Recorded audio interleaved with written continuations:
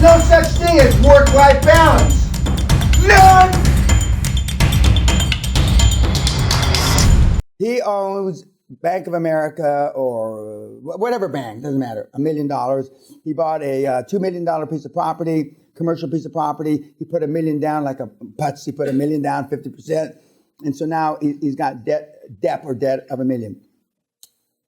He's using the cash flow to pay down the debt service, allegedly, okay? And he's living off a part of it. Now you miss a payment. Almost all bank documents say that if you miss one payment, they can't call the whole loan forward and ask for all the money that you owe. 100%. They don't do that. Normally they send you letters and do all this bullshit, the second, third, fourth, fifth notice. And then after the third or fourth notice, they don't foreclose because they don't want the fucking building. They don't want the property. That's the only reason they don't foreclose.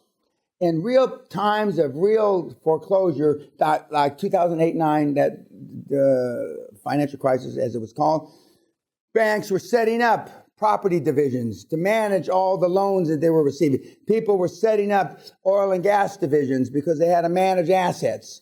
But they can foreclose. So when somebody like me or Carl Icahn did it to Donald Trump vis-a-vis his casinos about 10 years ago, goes in and buys the debt from the bank.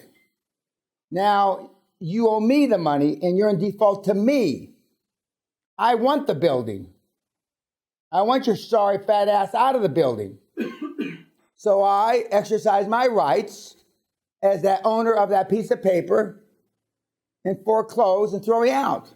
Now, in some parts of the world, it takes a long time to get people out, okay? In commercial real estate, not so long. But in residential real estate, they've got squatters' rights and they got all kinds of bullshit. Well, you want the debt because now what you're really doing is you're getting the property for taking credit of the $1 million down payment he put. And you're not putting it. You're buying the debt back.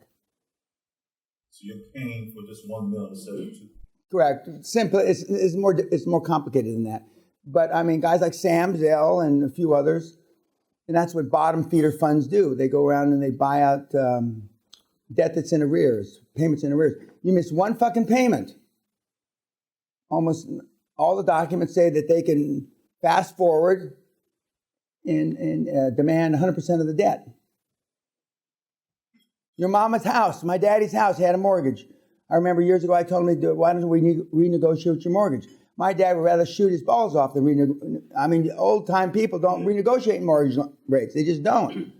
My dad was happy that the bank, I think it was Bank of America, gave him the loan after World War II and then gave him another loan after the Korean War. He was happy, guaranteed by the GI Bill. It was government guaranteed loan. It was essentially an SBA deal. And my dad would never, ever, ever have renegotiated the rates, even though the rates, were up and down. But if he had missed a payment during the Depression, a lot of people got, like the Kennedys and a few others, got filthy, filthy, filthy rich by doing exactly what I'm saying.